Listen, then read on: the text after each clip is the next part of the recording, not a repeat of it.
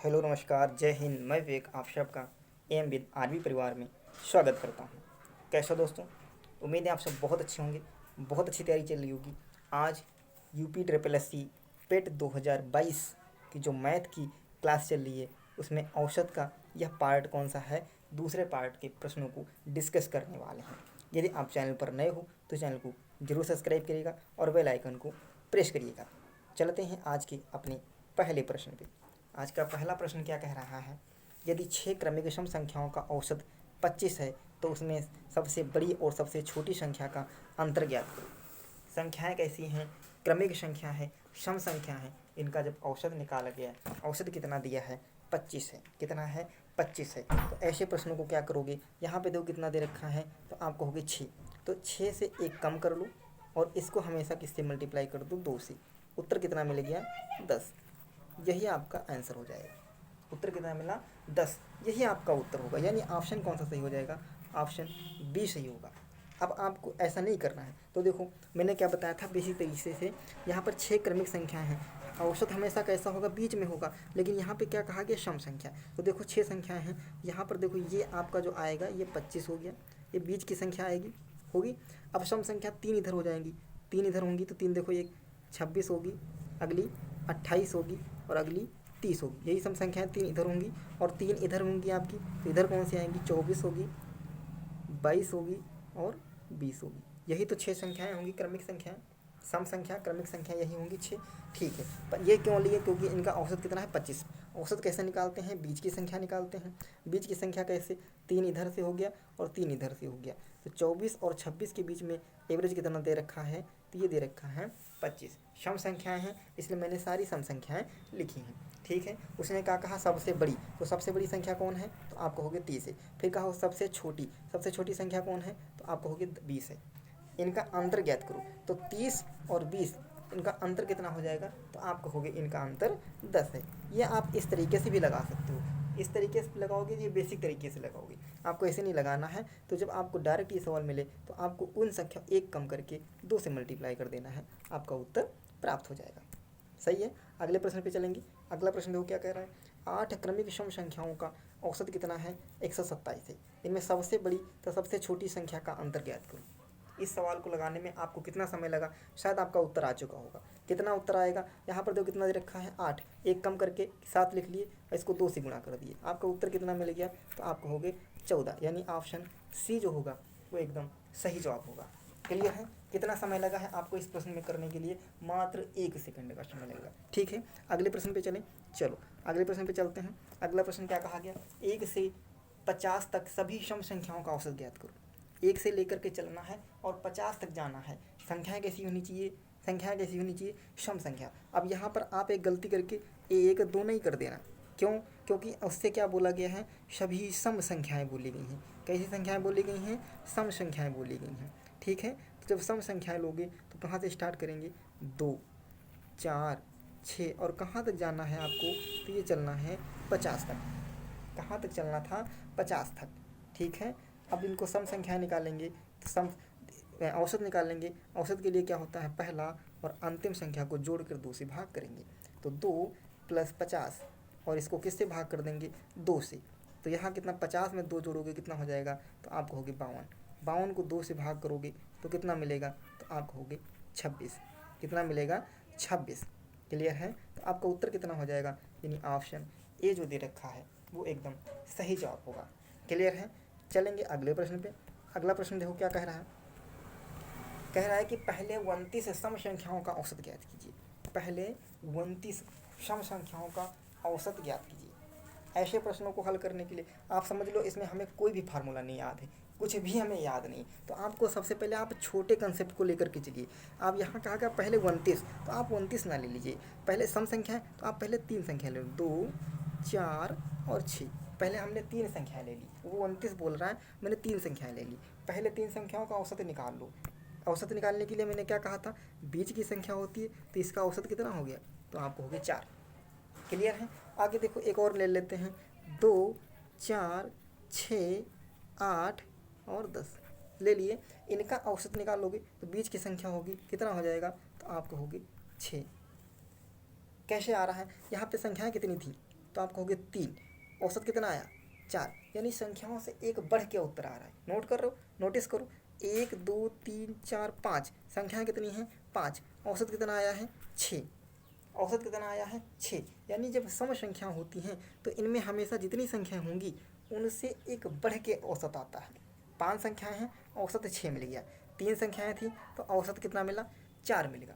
अब यहाँ पर देखो 29 संख्याएं हैं तो आपका एवरेज औसत कितना होगा, एक बढ़ के कितना हो जाएगा, तो 30 हो जाएगा। कितना हो जाएगा, 30 हो जाएगा।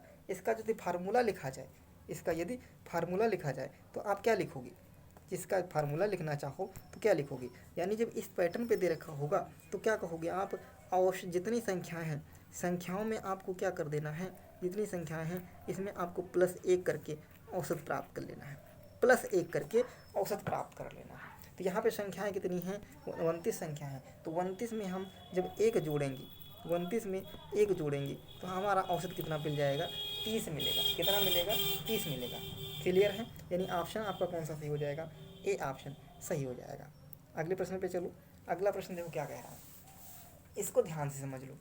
क्या कहा गया है, किसी क्रिकेट टीम के 10 खिलाड़ी हों, कितने खिलाड़ी हैं, 10 खिलाड़ियों की औसत जो उम्र दे रखी है वो 22 साल है।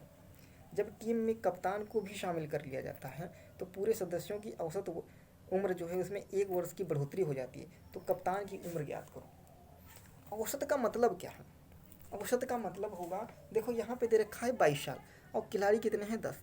कहने का मतलब है जो 10 खिलाड़ी हैं, यहाँ पर ये कह दिया गया कि 22 साल की, एवरेज में 22 साल की, मतलब प्रत्येक खिलाड़ी कितने का है, आप मान लीजिए 22 साल का है ना। एवरेज का मतलब यही होगा कि सब बराबर बराबर डिस्ट्रीब्यूट होना, बराबर बराबर समय बांट देना। तो यहाँ पर जब 10 खिलाड़ी थे तो सब प्रत्येक खिलाड़ी कितने का है, 22 का है। यहाँ तक ठीक है। अब जब कह रहा है कि एक कोई और आ गया, एक कप्तान आ गए, तो जो औसत में 1 की बढ़ोतरी हो गई। हमेशा एक चीज़ ध्यान रखना, औसत में जितना बढ़ेगा, यदि औसत में 1 बढ़ा है तो कहने का मतलब प्रत्येक संख्या में भी 1 की बढ़ोतरी हुई है। यदि औसत में 1 या 2 घटा है तो प्रत्येक संख्या में 1 की कमी या बढ़ोतरी होगी। ये कंसेप्ट आपको याद रखना है। जितना औसत में बढ़ेगा उतना प्रत्येक संख्या में बढ़ेगा, जितना औसत में घटेगा उतना प्रत्येक संख्या में घटेगा। ये आपको कंसेप्ट ध्यान रखना है, ठीक है। तो यहाँ पर देखो संख्या कितने खिलाड़ी हमारे पास कितने थे, तो 10 थे और एक और आ गया है। तो अब खिलाड़ी हमारे पास टोटल कितने हो गए, तो आपको हो गए 11 खिलाड़ी। टोटल कितने खिलाड़ी हो गए, 11 खिलाड़ी। और औसत में उम्र 1 वर्ष बढ़ जाती है, तो यानी प्रत्येक में 11 बढ़ा होगा। प्रत्येक संख्या में प्रत्येक में 1 बढ़ा है तो 11 हमारे पास खिलाड़ी हैं। तो हम कहने का मतलब क्या है, 11 वर्ष तो आपका बढ़ गया भाई। 10 खिलाड़ी थे, यहाँ पर 1 औसत में बढ़ा है तो मतलब सब में 1 बढ़ा है, तो हमारे पास 11 वर्ष बढ़े हैं यहाँ से। और प्रत्येक पहले कितने का था, 22 का था, तो 11 में हम क्या जोड़ेंगे, 22। उत्तर कितना मिल जाएगा आपको, 33। तो जो अन्य खिलाड़ी जो आया था, जो दूसरा आपके सामने आए थे कप्तान, उनकी उम्र कितनी थी, तो आप कहोगे 33 साल थी। कितनी थी, 33 साल थी। समझ में आया। देखो कहने का मतलब है कि औसत उम्र कितनी है, यहाँ पर ये माना गया है कि 22 है, औसत में माना गया है 22 है, ठीक है। जो नया खिलाड़ी आया है उसकी भी 22 हो गई, लेकिन एक्चुअली में वो आया कितना था, उसकी उम्र कितनी थी, 33 थी। औसत का मतलब यही, इनके पास 33 का कोई है। औसत का मतलब क्या है, कोई 4 का है, कोई 7 का है, कोई 9 का है। तो कहने का मतलब है इनको बराबर बराबर कर दो। इनके पास 7 हैं, इनके पास इनको दे दो, जिनके पास ज़्यादा है उनको इनका कहने का मतलब क्या हो जाएगा कि सबको हम बराबर बराबर डिस्ट्रीब्यूट कर दें, है ना, सबको बराबर बराबर कर दें। यही हमारा एवरेज होता है, यही एवरेज होगा। तो ये 33 के आए थे और एवरेज जब निकाला गया तो कितने के हो गए, 22 के। क्लियर है। चले अगले प्रश्न पे। अगला देखो प्रश्न क्या कह रहा है, 10 व्यक्तियों की एक समूह में 70 किलोग्राम, कितना, 70 किलोग्राम की एक व्यक्ति के चले जाने से और उनके स्थान पर एक अन्य व्यक्ति के शामिल हो जाने से कुल औसत भार में इतने किलोग्राम की वृद्धि होगी, तो नए व्यक्ति का औसत ज्ञात करो।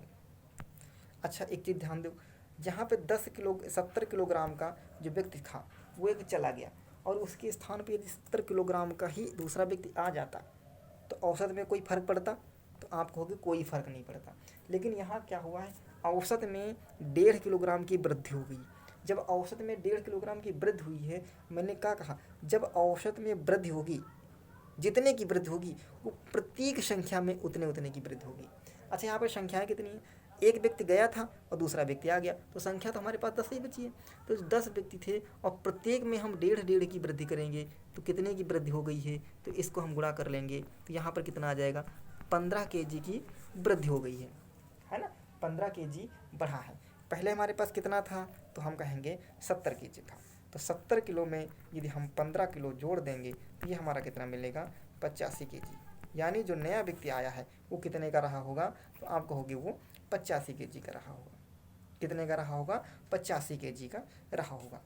क्लियर है। अगले प्रश्न पे चलेंगे।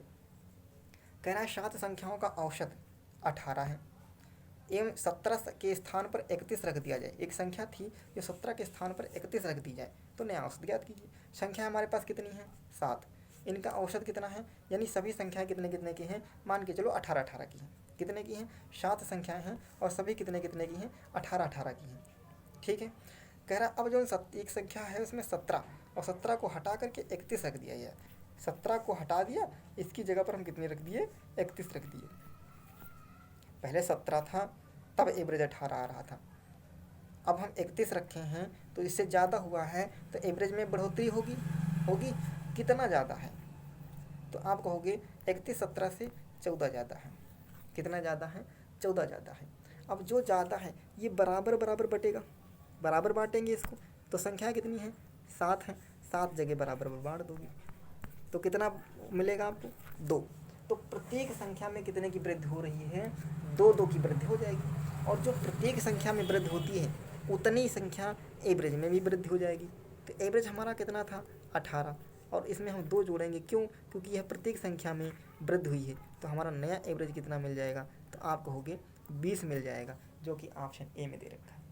कितना हो जाएगा, 20 हो जाएगा, जो कि एवरेज ऑप्शन ए में आपको दे रखा है। अगला प्रश्न देखो क्या कह रहा है। आसान सा क्वेश्चन है कि 26 से 160 तक सभी सम संख्याओं का औसत ज्ञात करना है। कितना, सभी संख्याओं का ज्ञात करना है। तो यहाँ क्या करोगे, 26 27 28 और कहाँ तक चले जाओगे, 160 तक। इसका आपको क्या निकालना है, इसका आपको एवरेज निकालना है। एवरेज के लिए प्रथम संख्या और अंतिम संख्या को जोड़ोगे, तो यहाँ पे देखो 26 और 160, इसको जोड़ोगे कितना हो जाएगा, 6 8 और 1 186, और 186 को आप भाग कर दोगे किसने से, 2 से, तो आपका उत्तर कितना मिलने वाला है, 2 9 और 2 3, कितना मिला, 93। यानी ऑप्शन कौन सा सही हो जाएगा, ऑप्शन बी जो होगा वो एकदम सही जवाब होगा। तो कैसा लगा आज का सेशन, कमेंट बॉक्स में जरूर बताइएगा। यदि आप चैनल पर नए हो तो चैनल को सब्सक्राइब करिएगा। मिलेंगे अगले वीडियो में, तब तक के लिए जय हिंद, धन्यवाद।